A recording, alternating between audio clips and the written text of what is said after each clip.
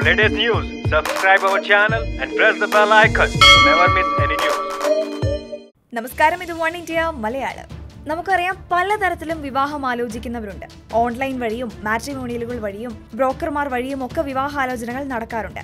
എത്രയൊക്കെ ശ്രമിച്ചാലും ചിലർക്ക് ഒരാലോചനയും ശരിയാകാറില്ല. എന്നാൽ ചിലരാകട്ടെ അധികം ആലോചനകളൊക്കെ നടക്കുന്നതിന് മുൻപ് തന്നെ കാര്യങ്ങൾ ഏതാണ്ടൊക്കെ തീരുമാനമാക്കാറുമുണ്ട്.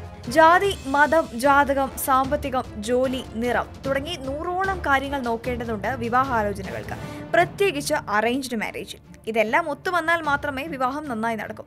ഇതിലേതെങ്കിലും ഒന്ന് പാളിപ്പോയാൽ മതി, പിന്നെ കാത്തിരിക്കേണ്ടി വരും. അത്തരത്തിൽ കാത്തിരിക്കേണ്ടി വന്ന ഒരു യുവാവ് വ്യത്യസ്തമായി ഒരു വിവാഹാലോചന നടത്തി. മാട്രിമോണിയൽ സൈറ്റുകൾ വഴിയല്ല, സ്വന്തം ഫേസ്ബുക്ക് പേജിലൂടെയാണ് യുവാവ് വിവാഹ പരസ്യം നൽകിയത്. മഞ്ചേരി സ്വദേശിയായ രഞ്ജിഷ് ആണ് കഥാനായകൻ.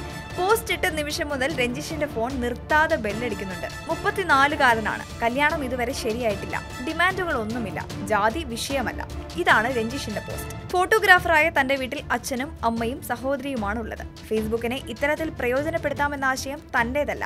അദ്ദേഹത്തിന്റെ പേര് പിന്നീട് പറയാമെന്ന് പറഞ്ഞാണ് രഞ്ജിഷ് ഫേസ്ബുക്കിൽ വിവാഹാലോചന നൽകിയത്. പോസ്റ്റ് മാത്രമല്ല, ഒപ്പം അച്ഛനും അമ്മയ്ക്കും ഒപ്പമുള്ള സെൽഫിയും കക്ഷി പങ്കുവച്ചിട്ടുണ്ട്, ഒപ്പം മൊബൈൽ നമ്പറും.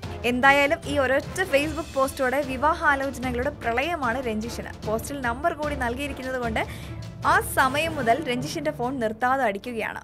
15,000-നടുത്ത് ലൈക്കുകളും 3,000-ൽ പരം ഷെയറുകളുമാണ് പോസ്റ്റിന് ലഭിച്ചിരിക്കുന്നത്.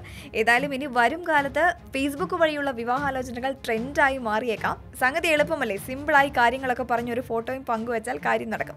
അപ്പോൾ വാർത്തയോട് നിങ്ങൾക്കും പ്രതികരിക്കാം ഒരു കമന്റിലൂടെ. Latest news, like it, share it and subscribe to One India Malayalam.